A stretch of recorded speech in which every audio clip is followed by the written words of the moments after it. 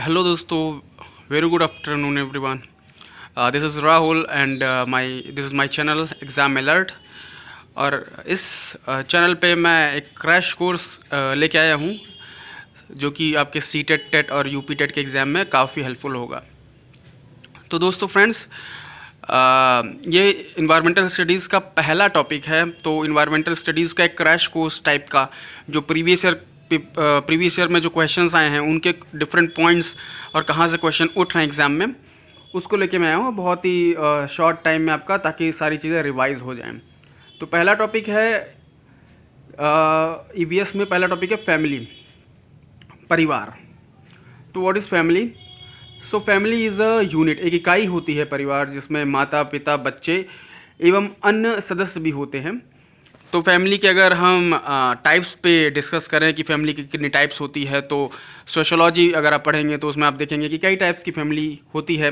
लेकिन जो different types की फैमिली है उसमें मेनली हम दो ही टाइप की फैमिली को एज ए जनरल लेके चलते हैं, जॉइंट फैमिली और न्यूक्लियर फैमिली, संयुक्त परिवार एवं एकल परिवार। सो अब इसी फैमिली में बालक का जन्म होता है, और जो परिवार या फैमिली है वही बालक की प्राथमिक पाठशाला है या विद्यालय है, बालक का प्रथम विद्यालय वही है।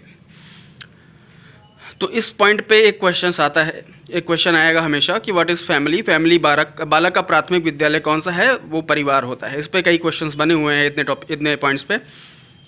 अब अगला पॉइंट है कि बच्चे को सामाजिकरण, जो कि कहते हैं सोशलाइजेशन, का पहला पाठ कहाँ से प्राप्त होता है? तो इसका आंसर होता है परिवार से। आपके पास कई विकल्प होंगे और एक विकल्प में परिवार लिखा होगा। तो बच्चे को सामाजिकरण का पहला पाठ उसके परिवार से ही प्राप्त होता है। सामाजिकरण, जिसको सोशलाइजेशन कहते हैं। तो सोशलाइजेशन मतलब ये होता है कि how to behave in society, how to live in society, what to do with society and how to project yourself in society. किस तरीके से आपको समाज के सामने प्रस्तुत होना है और समाज में कैसे कार्य करना है जिससे समाज का भी कल्याण हो और समाज के साथ साथ आपके जिले, देश और आपके काम का सम्मान हो। तो ये चीज़ें आपको परिवार से ही चीज़ें मिलती हैं, और परिवार ही बच्चे की प्राथमिक पाठशाला वही है। तो परिवार का बच्चे के व्यक्तित्व के विकास में बहुत ही महत्वपूर्ण योगदान होता है। जैसे आपने सुना होगा कि कोई पर्टिकुलर फैमिली है, उसके कई सारे जनरेशन से लोग आर्मी में जा रहे हैं या सर्विसेज में जा रहे हैं, या डॉक्टर्स हैं, इंजीनियर्स हैं। तो उनको ये चीज़ मोटिवेशन कहाँ से आता है? अपने फोर फादर्स को देख के, अपने पेरेंट्स को देख के उनको प्रेरणा मिलती है कि नहीं, मुझे ऐसा करना है, इस तरीके से बनना है। तो काफ़ी इम्पैक्ट होता है बच्चे के मानसिक और साइकोलॉजिकल डायमेंशंस पे। सो अगला पॉइंट है कि प्राथमिक समाजीकरण क्या है। देखिए, प्राथमिक समाजीकरण मतलब फर्स्ट जो सोशलाइजेशन है, प्राइमरी सोशलाइजेशन, वो क्या है कि बच्चा सीखता है कि दूसरों के सामने कैसे बैठना है, कैसे चलना है, कैसे बातें करनी है, कैसे बिहेव करना है, अपने आप को कैसे मेंटेन रखना है। तो शुरुआती जो समाजीकरण है उसका शुरुआत हो जाती है परिवार एवं मित्रों से। वो सीखता है परिवार में, जैसे बड़े भाई हैं, बहन हैं, माता पिता हैं, दादा दादी हैं, उनको देखता है, उनको देख के सीखता है कि इस तरीके से आपको कपड़े पहनने चाहिए, इस तरीके से आपको चलना चाहिए, लोगों का, बड़े बुजुर्गों का सम्मान करना चाहिए एवं छोटों को प्यार देना चाहिए। ये सारी चीज़ें वो समाज में, परिवार में रह के वो सीखता है। इसके बाद अगला पॉइंट है कि एकल परिवार से क्या तात्पर्य है। देखिए, एकल परिवार से बहुत ही सिंपल तात्पर्य है, न्यूक्लियर फैमिली जिसको आप इंग्लिश में बोलते हैं, कि परिवार जिसमें माता पिता एवं उसके अविवाहित बच्चे, बहुत ही इंपॉर्टेंट पॉइंट है, अविवाहित बच्चे, बच्चों का मैरिटल स्टेटस अनमैरिड होना चाहिए, उसी को न्यूक्लियर फैमिली कहते हैं। क्योंकि जैसे ही वो बच्चा अविवाहित होगा उसका अपना खुद का एकल परिवार हो जाएगा। तो एकल परिवार ये एक बहुत ही लीगल टर्म है और सोशोलॉजी में भी यूज़ करते हैं, और लॉ में भी न्यूक्लियर फैमिली की चर्चा होती है। तो परिवार जिसमें उसके इमीडिएट माता पिता, ब्लड रिलेशन वाले, और उनके अविवाहित बच्चे आते हैं। आप जैसे गवर्नमेंट जॉब में जाएंगे तो आपका पूछा जाता है डिपेंडेंट्स वगैरह, तो उसमें अविवाहित, जैसे ही आपके ब्रदर वगैरह हैं, आपसे छोटे हैं या बड़े हैं, जो भी भाई बहन, अगर आप उनकी शादी हो जाती है तो उनको डिपेंडेंसी से हटा देते हैं। तो अविवाहित होना बहुत ज़रूरी है। ठीक है, अगला पॉइंट है सामाजिक बुराइयों में दहेज तथा बाल श्रम प्रमुख बुराइयां हैं। ठीक है, आपको पता ही है कि सामाजिक कई सारी कुरीतियाँ व्याप्त हैं। हिंदू समाज में, और फॉर द एग्जांपल मुस्लिम समाज में या कोई भी समाज हो, आप एग्जांपल ले लीजिए, तो कई सारी कुरीतियाँ अभी भी व्याप्त हैं। कई सारे आंदोलन हुए, ब्रह्म समाज, आर्य समाज इसीलिए बना था, जो हिंदू समाज में कई सारी कुरीतियाँ थी उनका विरोध करने के लिए। तो अभी पर इतने सारे आंदोलन, इतने सारे समाज, इतने सारे अमेंडमेंट्स के बाद में भी अभी भी कई सारी कुरीतियाँ व्याप्त हैं। तो उसमें जो प्रमुख बुराइयाँ हैं वो हैं दहेज और बाल श्रम। दहेज मतलब डावरी, बाल श्रम चाइल्ड लेबर। अभी भी बहुत सारे लोग सरकारी नौकरी में इसलिए आना चाहते हैं क्योंकि उनको दहेज चाहिए। अभी भी बहुत सारे लोग डॉक्टर्स, इंजीनियर से, IAS ऑफिसर से बनना चाहते हैं कि उनको अच्छा खासा दहेज मिलेगा। लेकिन ये सारे पढ़े लिखे लोग भी अगर ऐसी चीज़ें करते हैं तो काफ़ी दुर्भाग्यपूर्ण है हमारे देश के लिए, हमारे समाज के लिए। लेकिन दुर्भाग्य से अभी भी हमारे समाज का एक पार्ट अभी भी है ये।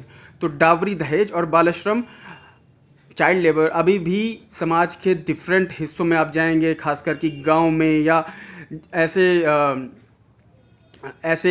समाज या ऐसे ज़िले या ऐसे राज्य जहाँ पे कास्टिसिज्म या जातिवाद अभी भी चरम पे है, तो वहाँ पे दहेज और बाल श्रम को आप देखेंगे कि बिल्कुल वहाँ पे अभी भी बहुत ही प्रोनाउंसली वो लोग हैं, एग्जिस्ट करते हैं। तो इसका प्रमुख कारण क्या है? इसका प्रमुख कारण अशिक्षा एवं गरीबी है। अशिक्षा, इलिटरेसी तो नहीं कहेंगे शिक्षा को। इलिटरेसी तो देखिए दो टर्म्स होते हैं, एक तो होती है कि आदमी अक्षर का ज्ञान ना हो तो उसको इलिटरेसी कहते हैं। अशिक्षा वो चीज़ है, अनएजुकेटेड मीन्स आपके पास शिक्षा है लेकिन शिक्षा कैसी होनी चाहिए ये आपको पता ही नहीं है, तो उसको कहते हैं अनएजुकेटेड। तो अनएजुकेटेड हैं लोग, और गरीबी है, गरीबी के वजह से लोग बाल श्रम करने के लिए मजबूर होते हैं, और शिक्षित सही नैतिक शिक्षा न होने के अभाव में ही वो लोग दहेज वगैरह लेने के लिए आगे बढ़ते हैं। तो भारत में अगला पॉइंट है, भारत में बाल विवाह निरोध अधिनियम। तो भारत में बाल विवाह निरोध जो अधिनियम है ये वर्ष 2006 में पारित किया गया। ईयर 2006 बाल विवाह जो चाइल्ड मैरिज था इसको रोकने के लिए जो कानून बनाया गया था ये 2006 में पारित किया गया था, और इसको इनैक्ट किया गया था 1 नवंबर 2007 में। तो संसद में तो पारित 2006 में हो गया, बट संसद से पास होने के बाद में राष्ट्रपति का हस्ताक्षर होता है और इनैक्ट होने में काफ़ी समय लग जाता है। तो इनैक्टमेंट इसका हुआ 1 नवंबर 2007 में। अब परिवार से संबंधित कुछ डिफरेंट पॉइंट्स हैं जो कि एग्ज़ाम में आए हुए हैं आपके पिछले प्रीवियस ईयर पेपर में, जैसे कम से कम 2 भिन्न लिंग वाले वयस्क साथ में रहते हों, ठीक है। तो एक फैमिली में कम से कम at least minimum 2 different opposite gender वाले लोग एडल्ट साथ में रहते होंगे। दूसरा पॉइंट है वे समान आवास, भोजन और समान सामाजिक क्रियाओं का उपभोग करते होंगे, ठीक है। समान आवास, एक ही शेल्टर में रहते होंगे और समान भोजन खाते होंगे और समान सामाजिक क्रियाओं का उपयोग करते होंगे। थर्ड पॉइंट है सुरक्षा एवं बच्चों की सुरक्षा का साझा उत्तरदायित्व। देखिए बच्चों को परवरिश करने में एक जो कई सारे फैक्टर है उसमें सिक्योरिटी और एक कोऑर्डिनेट इन्वायरमेंट बहुत ज़रूरी है। बच्चों को प्यार मिलना बचपन में बहुत ज़रूरी है, अदरवाइज़ वो समाज के अगेंस्ट में चले जाते हैं बड़े होके। तो बच्चों के लिए एक कोऑर्डिनेट एटमॉस्फेयर हो, एक लविंग एटमॉस्फेयर क्रिएट करना ये परिवार का उत्तरदायित्व है, ताकि बच्चों का प्रॉपर जो क्या कहते हैं व्यक्तित्व का जो विकास हो बहुत ही अच्छा हो और समाज एवं देश के लिए कल्याणकारी हो।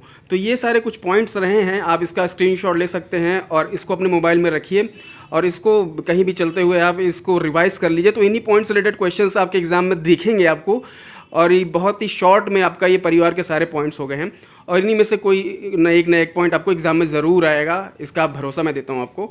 तो इसी के साथ ये रहा परिवार, और EVS के जो अदर टॉपिक्स हैं इनको मैं लेके आता रहूँगा। और अगर आपको ये अच्छा लगा हो तो आप बिल्कुल सब्सक्राइब करिए और चैनल को लाइक प्रेस करिए और अपने कमेंट्स भेजिए कि आपको क्या चाहिए, मैं क्या लेके आ सकता हूँ।